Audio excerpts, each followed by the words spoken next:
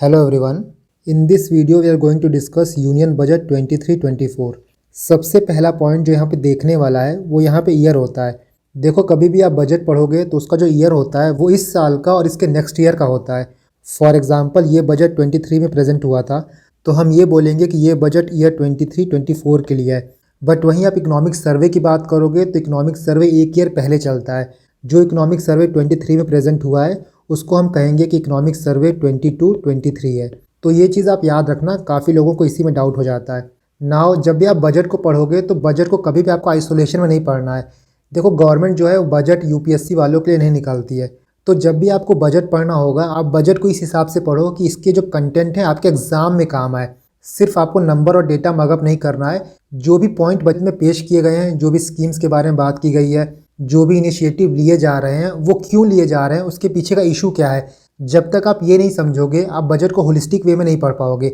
एक बार आप इकोनॉमी के अंडरलाइंग इश्यूज आइडेंटिफाई कर लोगे और आपको ये पता रहेगा कि किस इशू को एड्रेस करने के लिए बजट में कौन सा इनिशिएटिव लिया गया है, तो चाहे प्री हो या फिर मेंस आप बजट को बहुत ही होलिस्टिक वे में यूज़ कर पाओगे।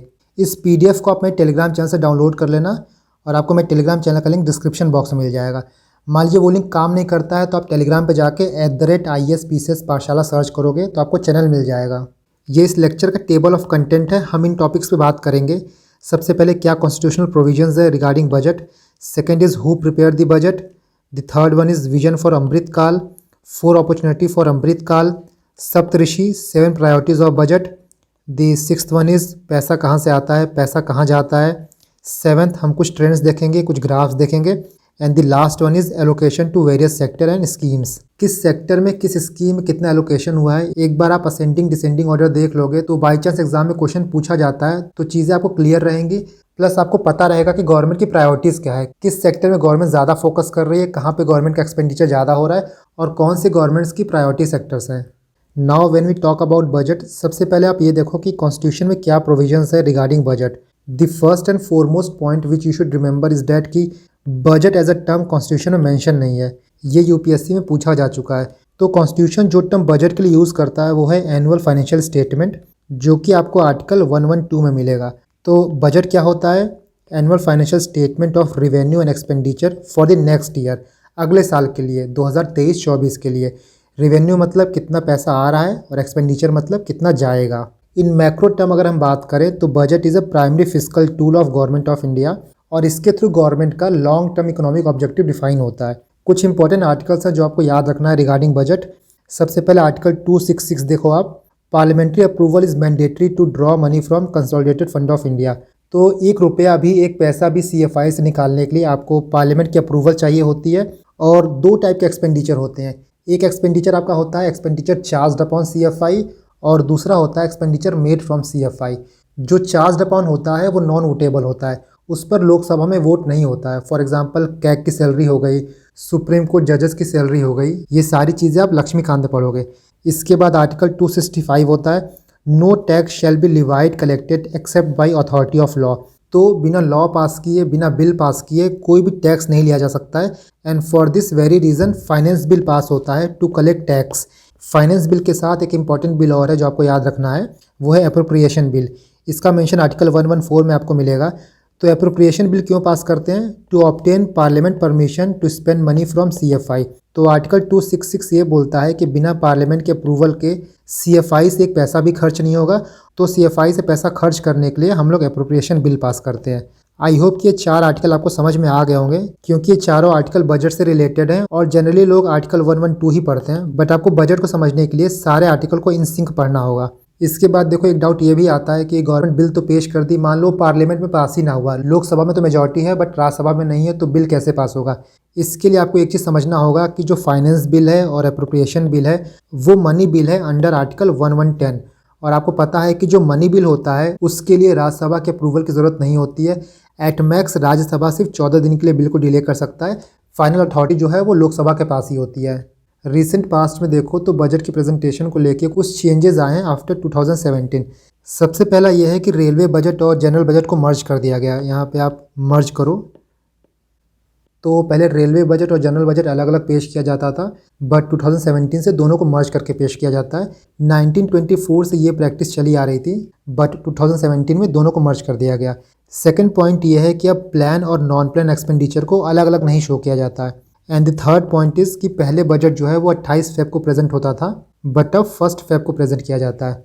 नाउ लेट्स सी कि बजट प्रिपेयर कौन करता है। तो देखो, फाइनेंस मिनिस्ट्री में ना टोटल 6 डिपार्टमेंट हैं।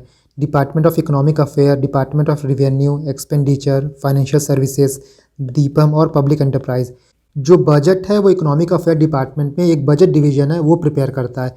और यहीं पे इकोनॉमिक सर्वे की बात करें तो इकोनॉमिक सर्वे जो है वो under guidance of chief economic adviser present होता है, जो कि इकोनॉमिक अफेयर डिपार्टमेंट में बैठते हैं। तो इन सिंपल टर्म्स बात किया जाए तो इकोनॉमिक अफेयर डिपार्टमेंट जो है वो बजट प्रिपेयर करने के लिए रिस्पॉन्सिबल है और इकोनॉमिक सर्वे प्रिपेयर करने के लिए भी रिस्पॉन्सिबल है। चलिए अब मेन बजट के हाईलाइट्स को देखते हैं। बजट में 3 चीज़ों की बात की गई है। एक विजन की बात की गई है, कुछ अपॉर्चुनिटीज़ की बात की गई है और कुछ प्रायोरिटीज़ की बात की गई है। सबसे पहला है विजन फॉर अमृत काल। ये अमृत काल क्या होता है? तो this is a India road map for next 25 years. India अभी 75th ईयर ऑफ इंडिपेंडेंस मना रहा है, तो इंडिया जब तक अपने 100th ईयर ऑफ इंडिपेंडेंस में एंटर करेगा उस वक्त तक कुछ विजन, कुछ ऑब्जेक्टिव इंडिया को अचीव कर लेने हैं। बेसिकली बजट ने 3 विजन्स की बात की है। सबसे पहला है facilitating opportunities for citizen specially for youth to realise to fulfil their aspirations. Second है providing strong impetus to growth and job creation. And the third vision is strengthening macro economic stability. इन तीनों vision का main focus है कि अगले आने वाले 25 साल में इंडिया को एक इंक्लूसिव और एम्पावर्ड इकोनॉमी बनाना। Now 4 opportunities of Amrit Kaal. 4 focus area हैं इन 25 ईयर्स में। सबसे पहला है economic empowerment of woman. The second one is PM Vikas. The third one is tourism and the fourth one is green growth. एक एक करके बात करते हैं। देखो, ये अपॉर्चुनिटीज़ हैं, मतलब कुछ प्रॉब्लम्स हैं, कुछ इश्यूज़ हैं जिनको ये सॉल्व करेगा। तो अभी इंडियन इकोनॉमी किन प्रॉब्लम्स को फेस कर रही है, जब तक आप ये नहीं समझोगे तब तक आपको ये समझ में नहीं आएगा कि गवर्नमेंट इन्हीं 4 अपॉर्चुनिटीज़ की बात क्यों कर रही है। पहला फोकस एरिया है इकोनॉमिक एम्पावरमेंट ऑफ वुमन। क्या क्या प्रॉब्लम्स हैं रिगार्डिंग वुमन? सबसे इंपॉर्टेंट है lack of opportunities for woman. Second one is low employment. Third one is low livelihood opportunities. Fourth one is poverty. And the fifth which is very important, that is poor labour force participation. According to periodic labour force survey, जो women's की participation है in labour force is only 30%। तो budget में क्या solution इसका present किया गया है? Transform 81 lakh self help groups into large production enterprise under day NRLM। बहुत इंपॉर्टेंट स्कीम है ये, दीनदयाल अंत्योदय योजना, नेशनल रूरल लाइवलीहुड मिशन। एक पॉइंट आप याद रखना कि ये पर्टिकुलर स्कीम जो है वो मिनिस्ट्री ऑफ रूरल डेवलपमेंट के अंदर आती है और it's a very important scheme for poverty reduction.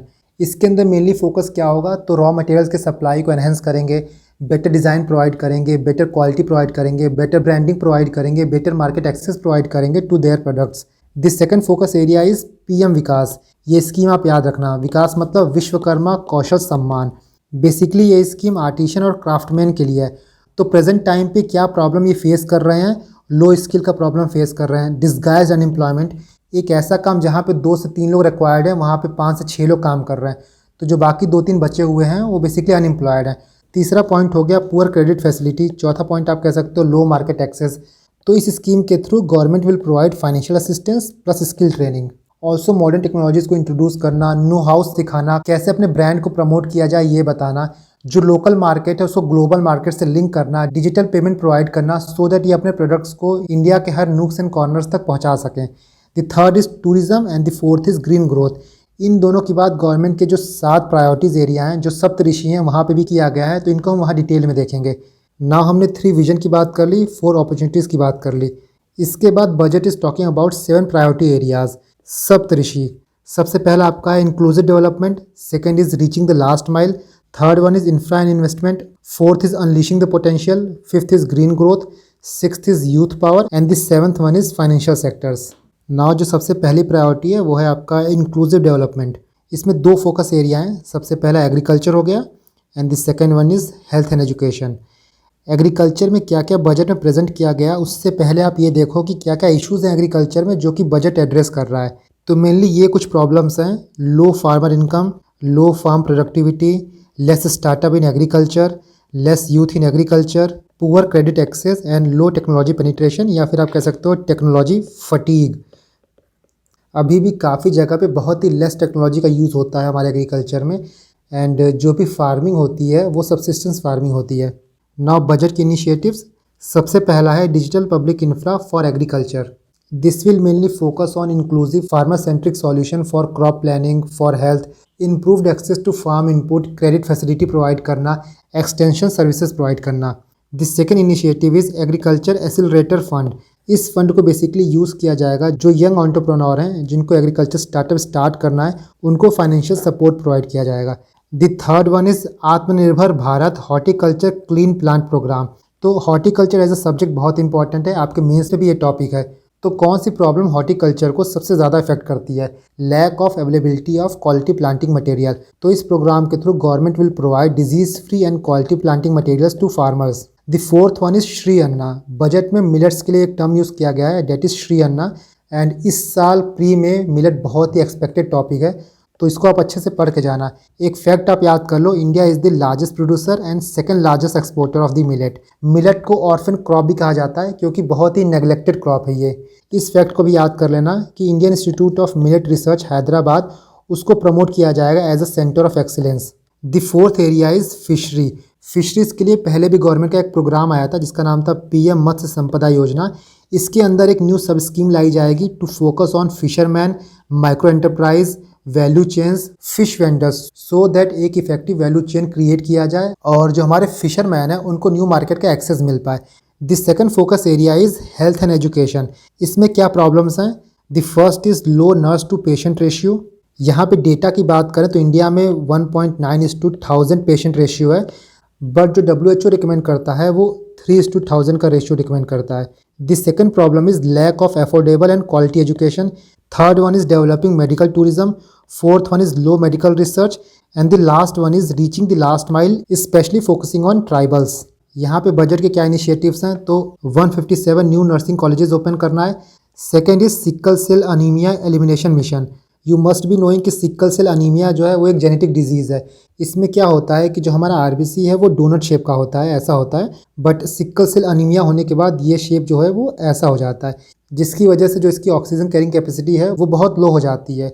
तो गवर्नमेंट का ये टारगेट है कि सिक्कल सेल अनीमिया को बाय 2047 एलिमिनेट कर दिया जाएगा, जिसके लिए 7 करोड़ लोगों को स्क्रीन किया जाएगा between the age of 0 to 40. क्योंकि यहाँ पे ये होता है ना कि जेनेटिक डिजीज़ है, आप स्क्रीन करके बता दोगे, इन्फॉर्म कर दोगे कि भाई इसको सिक्कल सेल है, सो दैट लोग मैरिज प्रिवेंट करेंगे और जो ऑफस्प्रिंग होंगे, जो बच्चे होंगे, उनको सिक्कल सेल अनीमिया नहीं होगा. And the third point is national digital library for children and adolescent to provide quality books and free education. Now the second priority is reaching the last mile. Reaching the last mile मतलब कि जो लोग excluded हैं, secluded हैं, उन तक basic government facilities पहुंचाना, basic services पहुंचाना. तो प्रॉब्लम क्या क्या है, इश्यूज़ क्या क्या हैं, आप ये देखो. गवर्नमेंट का एक सबसे इंपॉर्टेंट एजेंडा है सबका साथ सबका विकास. इसी को रियलाइज़ करने के लिए रीचिंग द लास्ट माइल एक बहुत इंपॉर्टेंट प्रायोरिटी है. The first one is reaching to most vulnerable section of the society. Second is lack of basic infra, uneven economic development, regional disparity. Fourth one is PVTGs, particularly vulnerable tribal groups. They lack basic infra, they have excluded population, they have low literacy, they have poor health, they are suffering with genetic diseases. The fourth one is region affected with drought, जिसकी वजह से बहुत से problems आते हैं like livelihood problem, water availability problem, soil erosion, crop failure, food security issues. तो इन सारे problems को एड्रेस करने के लिए government has come with the second priority, that is reaching the last mile. क्या क्या इनिशिएटिव्स हैं, let's see one by one. सबसे पहला है एस्पिरेशनल ब्लॉक प्रोग्राम. आपको पता होगा कि एक एस्पिरेशनल डिस्ट्रिक्ट प्रोग्राम था, उसके सक्सेस के बाद ये ऑलमोस्ट 100 डिस्ट्रिक्ट में अप्लाई किया गया था. इसी के लाइन पे एस्पिरेशनल ब्लॉक प्रोग्राम स्टार्ट किया जाएगा in 500 blocks to provide essential government services. Second one is Pradhanmantri PVTGs development mission. PVTGs क्या क्या इश्यूज़ फेस करते हैं हमने यहाँ पे देख ही लिया है. Lacking basic infra, basic facility, poor health, low literacy. तो इस प्रोग्राम के through government will provide basic facility like clean water, housing facilities to PVTGs, and for this government allocated 15,000 crore for the next 3 years. Third one is Eklavya model residential school. आपको पता होगा कि नवोदय विद्यालय करके concept है government of India का. उसी के line पे एकलव्य मॉडल रेसिडेंशियल स्कूल को स्टार्ट किया गया है to provide quality education to ST people. तो एकलव्य मॉडल रेसिडेंशियल स्कूल कहाँ खोला जाएगा?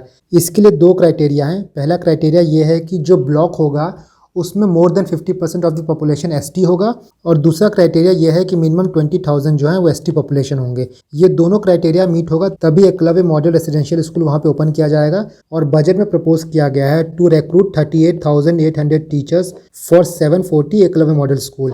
Fourth one is upper Bhadra project. It is a lift irrigation project, Karnataka का प्रोजेक्ट है ये। It is basically to provide water for drought prone areas. इस project के through micro irrigation facility को डेवलप किया जाएगा, clean drinking water facility provide की जाएगी। The fifth one is Bharat Shri.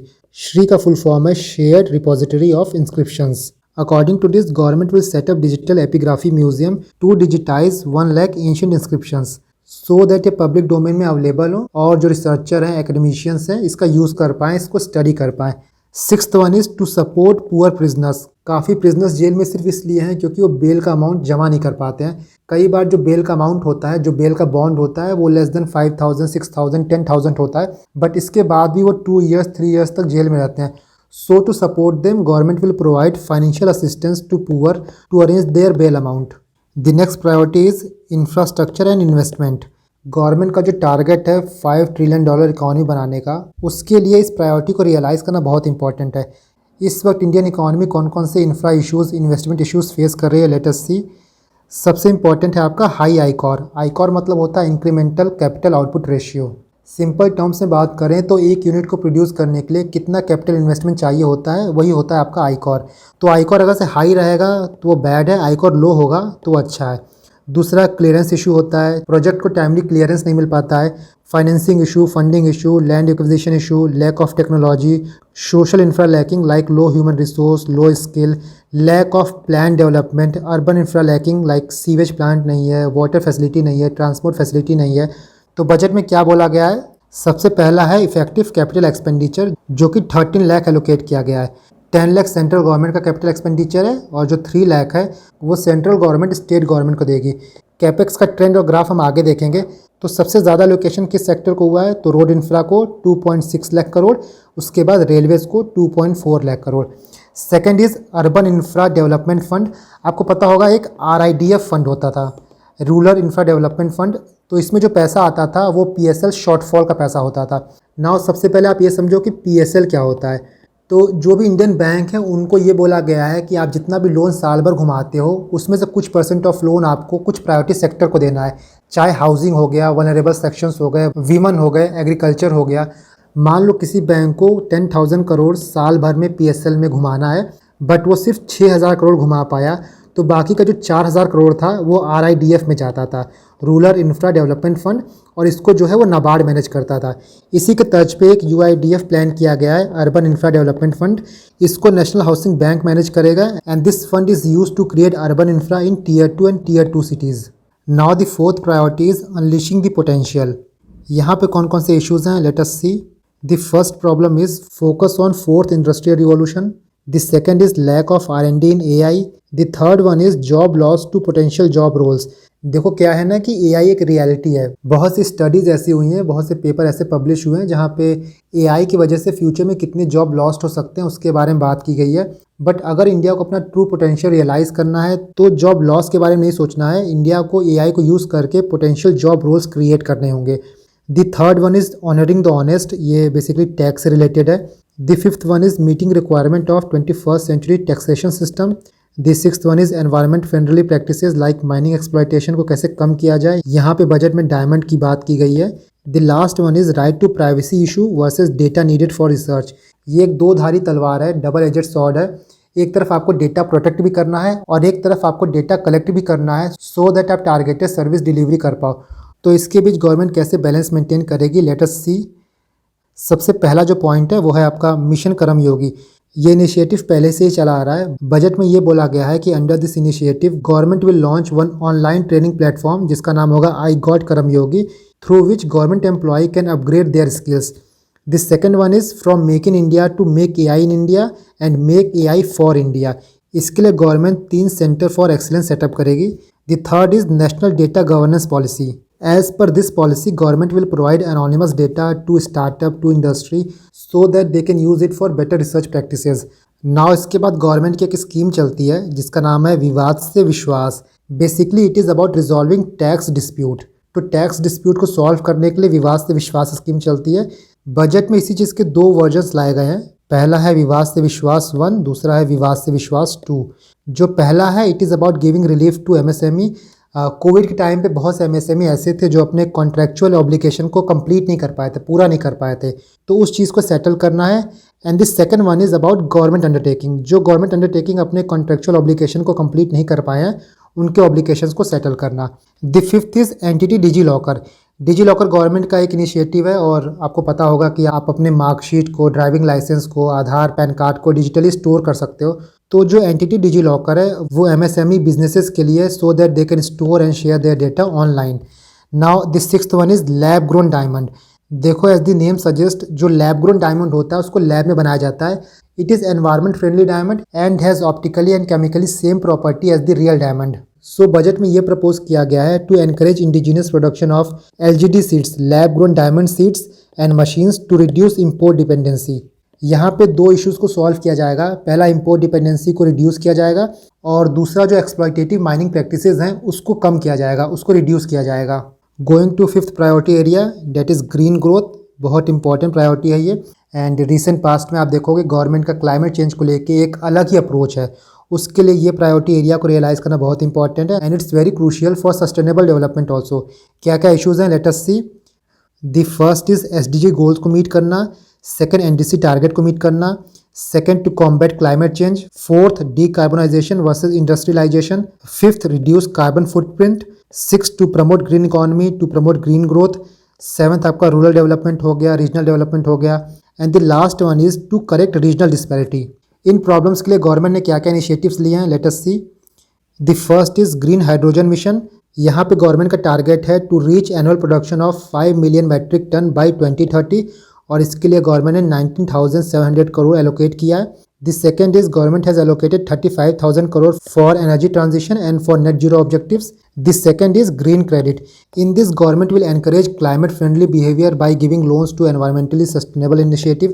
Basically एक नज इफेक्ट क्रिएट करेगा and it is notified under EPA Act 1972. Next is Godhan scheme, बहुत ही पुरानी स्कीम है ये। Under this government will set up 500 waste to wealth plant. इसके साथ साथ 200 CBG प्लांट भी सेटअप करेगी। CBG आपका हो गया कंप्रेस्ड बायोगैस प्लांट। मुझे आप एक चीज़ बताना कि जो बायोगैस है उसमें जो मेन कॉन्स्टिट्यूएंट है वो क्या होता है, कौन सी गैस जो है वो बायोगैस होती है। एक पॉइंट यहाँ पे ये भी याद रखना कि 5% जो CBG है, कंप्रेस्ड बायोगैस है, उसको मैंडेटरी कर दिया गया है for all marketing natural and biogas. Govardhan scheme क्यों इंपॉर्टेंट है, क्या सिग्निफिकेंस है? It will promote circular economy, it will promote proper waste disposal, it will promote sanitation, it will promote waste to biogas fertiliser and above all it will help to increase the farmer income. Now जो fourth initiative है वो है आपका भारतीय प्राकृतिक खेती। यहाँ पे नाम से ही एविडेंट है प्राकृतिक खेती। So it will help farmer to adopt natural farming and chemical free agriculture. इसमें क्या होगा, बायो इनपुट रिसर्च सेंटर जो है वो बायो फर्टिलाइजर डिस्ट्रीब्यूट करेगा फार्मर्स को, so that chemical free agriculture वो कर सकें, नेचुरल फार्मिंग को अडॉप्ट कर सकें। और यहाँ पे केमिकल फ्री एग्रीकल्चर की बात हो रहा है। मान लो आपको स्टेटमेंट मिलेगा कि 100% केमिकल फ्री, तो ये स्टेटमेंट गलत होगा। यहाँ पे फेज वाइज रिड्यूस किया जाएगा, ऐसा नहीं कि बिल्कुल ही केमिकल यूज़ नहीं होगा। Next is MISHTI, mangrove initiatives for shoreline habitat and tangible income. TI से आपका हो जाएगा टेंजिबल इनकम और बाकी MISH है जो मैंग्रोव की प्लांटेशन की बात करता है। इसमें क्या होगा, अलॉन्ग कोस्ट लाइन और सॉल्ट पैन मैंग्रोव के प्लांटेशन को प्रमोट किया जाएगा थ्रू मनरेगा। और फंड कहाँ से आएगा, तो कैंपा फंड को हम लोग यूटिलाइज करेंगे। इससे क्या होगा, जो कोस्टल एरिया पे इरोजन होता है, सुनामी आता है, उनको प्रिवेंट किया जा सकेगा, क्योंकि जो मैनग्रोव्स फॉरेस्ट होते हैं वो फर्स्ट लाइन ऑफ डिफेंस होते हैं सुनामी के अगेंस्ट। सिक्स्थ वन इज अमृत धरोहर। इसमें क्या है, optimal use of wetland, wetland का ऑप्टिमल यूज़ किया जाएगा, इको टूरिज्म प्रमोट किया जाएगा, बायोडाइवर्सिटी को एनहेंस किया जाएगा, इनकम जनरेशन में हेल्प करेगा। तो बेसिकली वेटलैंड से रिलेटेड है, इतना याद रखना कि अमृत धरोहर जो है वो वेटलैंड से रिलेटेड है। नाउ PM प्रणाम, ये भी सेम वही है, promote alternative use of fertiliser and balance use of chemical fertiliser. यहाँ भी देखो बैलेंस्ड यूज़ की बात की गई है, पूरे एलिमिनेशन की बात नहीं की है। तो जो new schemes, new initiatives budget में है ना, उनको आप देख लेना, जैसे PM प्रणाम हो गया, अमृत धरोहर हो गया, मिस्टी हो गया, भारतीय प्राकृतिक खेती हो गया, ये सब इंपॉर्टेंट हो जाता है आपके प्री के लिए। The next one is, the next priority is youth power. Youth power को लेके क्या क्या इश्यूज चल रहे हैं, लेट अस सी। सबसे इम्पॉर्टेंट है लो स्किल। लो स्किल के साथ साथ जो one of the most important है वो है इंडस्ट्री एकेडमिया मिसमैच। जो स्किल इंडस्ट्री को चाहिए वो स्किल हमारे यूथ में है ही नहीं। तो वो जो मिसमैच है ना, गवर्नमेंट के लिए सबसे बड़ा चैलेंज वही है कि उस मिसमैच को ख़त्म किया जाए। The third one is lack of good jobs. And the fourth one is reaping the demographic dividend.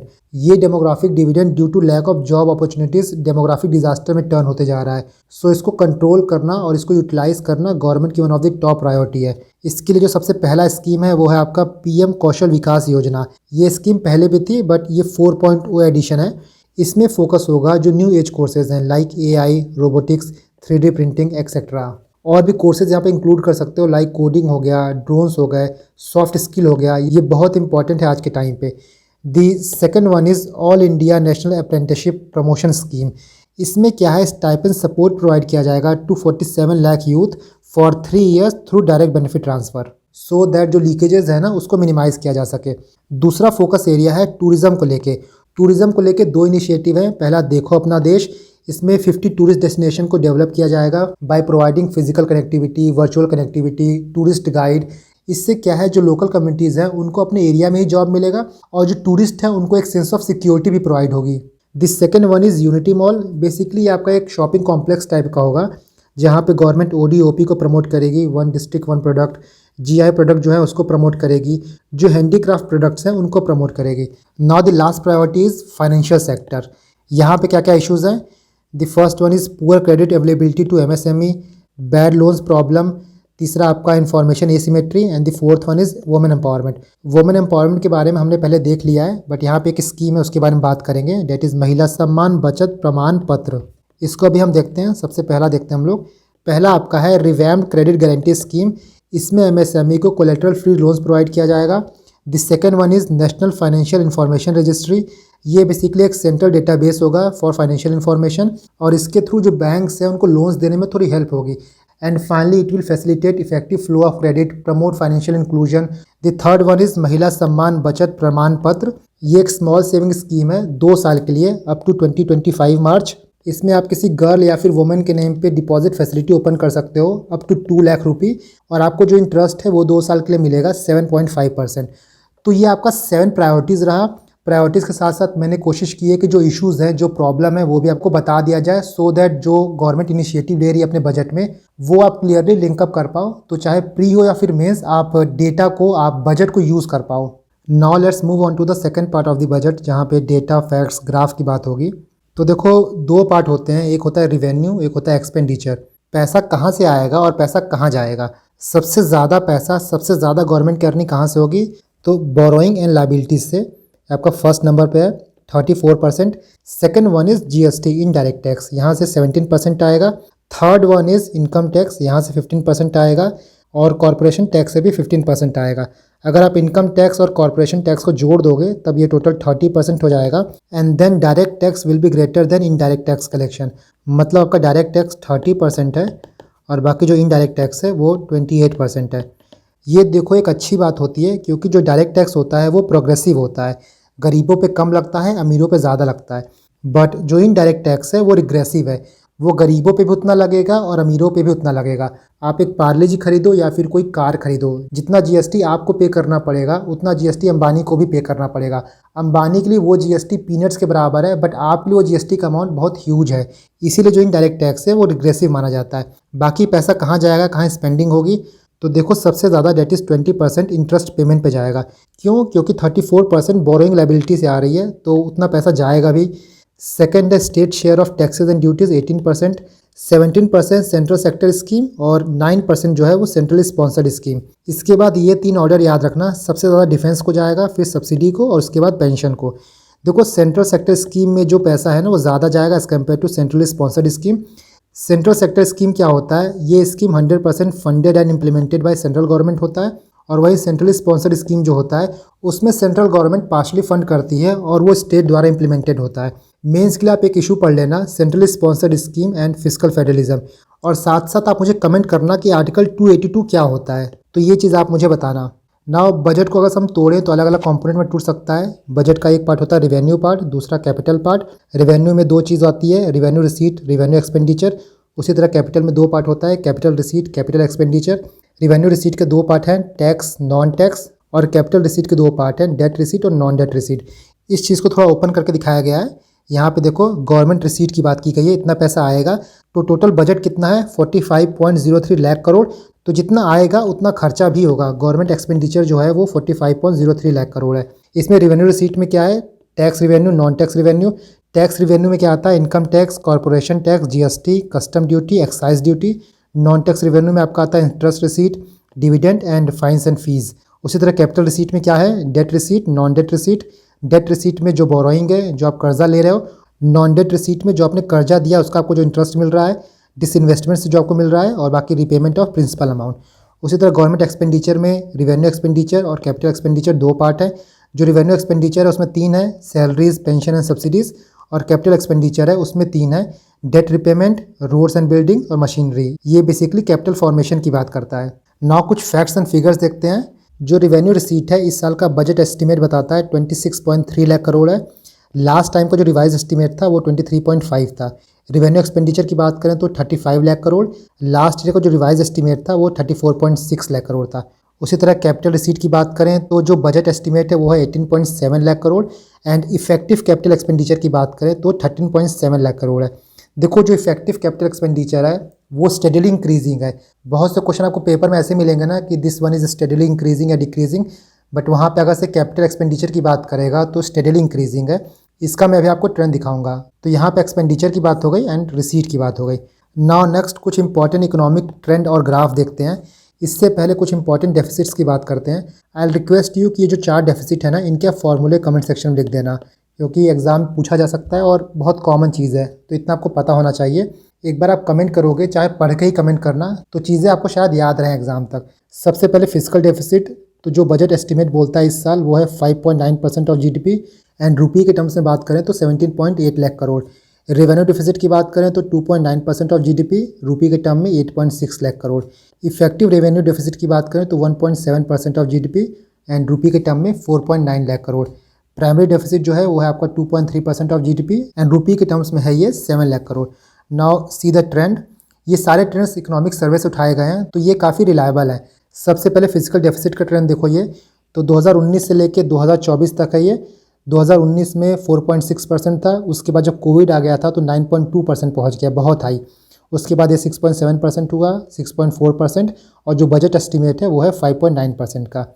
Next physical deficit को ही रेवेन्यू डेफिसिट का जो ट्रेंड है वो फॉलो करता है। जब यहाँ पे 4.6 था तब यहाँ पे 3.3 था। 2020-21 में यहाँ पे 7.3 हुआ, क्योंकि फिजिकल डेफिसिट आपका 9.2% हो गया था। उसके बाद ये गिर के 4.4% हुआ, देन 4.1%, एंड 23-24 का एस्टिमेट है 2.9%। यहाँ पे आप बाकी ट्रेंड देख सकते हो। फिजिकल डेफिसिट हो गया, primary deficit, revenue deficit, effective revenue deficit, but 2 he mainly important है। एक है आपका फिजिकल डेफिसिट, दूसरा आपका revenue deficit. Next one is GDP growth. GDP कैसे ग्रो की है लास्ट के 7 to 8 ईयर्स में। तो 2019-20 में 3.7% था जीडीपी। इसके बाद जब कोविड का टाइम आया तो इकोनॉमी कॉन्ट्रैक्ट हुई, माइनस पे गया, -6.6, एंड देन इकोनॉमी जो है वो वी शेप रिकवरी की। आपने कई बार सुना होगा वी शेप रिकवरी, के शेप रिकवरी, तो यही आपका वी शेप रिकवरी है। 2021-22 में 8.7% था जीडीपी ग्रोथ, 2022-23 में 7% था, एंड 23-24 में जो बजट एस्टिमेट है वो है 7%। अप्रॉक्सीमेटली आप कह सकते हो कि 6.8% से 7%। देखो ये तो वी शेप रिकवरी हो गई, बट के शेप रिकवरी क्या होता है? के शेप रिकवरी मतलब कुछ सेक्टर ऐसे हैं जो पिकअप नहीं कर पाए, जो ग्रो नहीं कर पाए, तो हम वहाँ पे कहते हैं कि के शेप रिकवरी है। कुछ ग्रो किए, कुछ ग्रो नहीं किए। यहाँ पे देखो 7% है, बट कहीं कहीं यहाँ पे 6.8% भी दिया है, मतलब इकॉनमी जो है वो स्लो डाउन का ट्रेंड शो कर रहा है। नेक्स्ट हम फॉरेक्स रिजर्व की बात करते हैं। तो एक टाइम हमारा फॉरेक्स रिजर्व 600+ बिलियन था, 2021-22 में 607 बिलियन डॉलर था। अब घट के हमारा हो गया है 563 बिलियन डॉलर। तो यह आपका फॉरेक्स का ट्रेंड रहा। इसके बाद इन्फ्लेशन का ट्रेंड देखते हैं। तो जनरली आप देखोगे सीपीआई और डब्ल्यूपीआई के बीच में डाइवर्जेंस रहता है, क्योंकि दोनों के बास्केट डिफरेंट है, दोनों का वेट डिफरेंट है, और जो सर्विसेज है वो सीपीआई में आता है।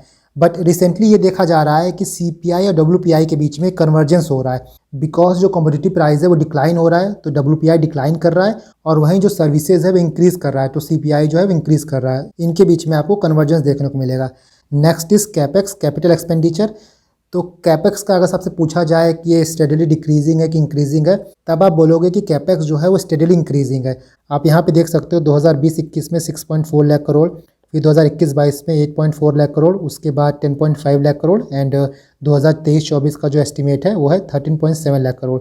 तो ये लगातार बढ़ ही रहा है।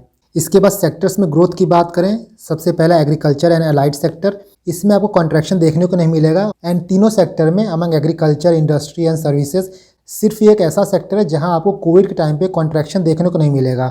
2019-20 में 5.5% से ग्रो किया, 2021 में 3.3%, 21-22 में 3% एंड 22-23 में 3.5%। वहीं आप इंडस्ट्रियल ग्रोथ को देखो तो कोविड के टाइम पे नेगेटिव ग्रोथ था, -3.3%। कोविड के पहले भी जो इंडस्ट्रियल सेक्टर था वहाँ पे नेगेटिव ग्रोथ आपको विटनेस करने को मिलेगा। यहाँ देख सकते हो 2019-20 में भी -1.4% था। इसके बाद 2021-22 में जंप करके 10.3% हुआ एंड देन फिर डिक्लाइन हुआ है 4.1% पे। नाउ सर्विसेज की बात करें तो सर्विसेज भी डिक्लाइन किया था ड्यूरिंग कोविड, -7.8% था। उसके बाद वी शेप रिकवरी दिखाया यहाँ पे 8.4% एंड देन फिर इंक्रीज हुआ ये 9.1%। So this is all about your important trends and graph जो इकोनॉमिक सर्वे प्लस बजट में दिया गया है। बजट में उतना क्लियरली आपको मिलेगा नहीं, इसलिए मैंने इकोनॉमिक सर्वे से डेटा उठाया है सो दैट आपको एक जगह सारी चीज़ें मिल जाएँ। नाउ नेक्स्ट थोड़ा इनकम टैक्स में चेंजेस आए हैं, वो आप देख लो, एग्जाम में हो सकता है स्टेटमेंट में पूछ ले। तो पहले जो रिजीम था उसमें 6 स्लैब थे, आप देख सकते हो 2.5 से 5 लाख का था, फिर 5 से 7.5, 7.5 से 10, 10 से 12.5, 12.5 से 15 लाख एंड 15 लाख प्लस। इस 6 स्लैब को बदल के 5 स्लैब कर दिया गया है, 3 से 6 लाख, 6 से 9, 9 से 12, 12 से 15 और 15 प्लस। ये इंपॉर्टेंट पॉइंट याद रखना, individual earning up to 7 lakh will not have to pay any tax. जो लोग 7 लाख तक कमा रहे हैं उनको कोई भी टैक्स नहीं पे करना पड़ेगा। बट जहां आप 7 लाख 1 रुपया भी कमाना स्टार्ट कर दोगे, आप इस ब्रैकेट में आ जाओगे और इस हिसाब से आपका टैक्स लगेगा। तो ये छोटी सी इन्फॉर्मेशन आप याद रखना। बाकी किस स्कीम को किस सेक्टर को कितना एलोकेट किया गया मनी वो देख लो आप। टॉप 4 स्कीम की बात करें तो सबसे ज़्यादा प्रधानमंत्री आवास योजना को दिया गया है 79,000 करोड़, जल जीवन मिशन को दिया गया है 70,000 करोड़, मनरेगा को दिया गया है 60,000 करोड़ एंड उसके बाद प्रधानमंत्री किसान सम्मान निधि जिसको शॉर्ट में पीएम किसान कहते हैं उसको भी 60,000 करोड़। तो ये टॉप 4 हैं, इसको आप याद रखना। टॉप 4 सेक्टर कौन कौन से हैं? सबसे ज़्यादा ट्रांसपोर्टेशन को दिया गया है, दूसरा डिफेंस, तीसरा रूरल डेवलपमेंट और चौथा एजुकेशन। टॉप 5 मिनिस्ट्री कौन कौन से हैं? सबसे इंपॉर्टेंट है डिफेंस मिनिस्ट्री, पहले नंबर पे 5.94 लाख करोड़। सेकंड है ministry of road transport and highway, third ministry of railway, fourth है आपका consumer affair ministry and the fifth one is home ministry. So this is all about union budget 23-24 and I hope कि इसके बाहर से सवाल नहीं आएगा। एक दो बार आप वीडियो देख के उसके बाद पीडीएफ से चीज़ों को पढ़ लेना तो चीज़ें आपको आराम से याद रहेंगी। एंड मेंस और प्री दोनों के लिए इंपॉर्टेंट है ये, आपको मेंस के लिए कुछ और एनालिसिस नहीं करना है। And this is the reason मैंने आपको पढ़ाते वक्त इश्यूज़ बता दिए हैं, ट्रेंड बता दिए हैं ताकि आप उन ग्राफ्स को डायरेक्टली एग्जाम में यूज़ कर पाओ।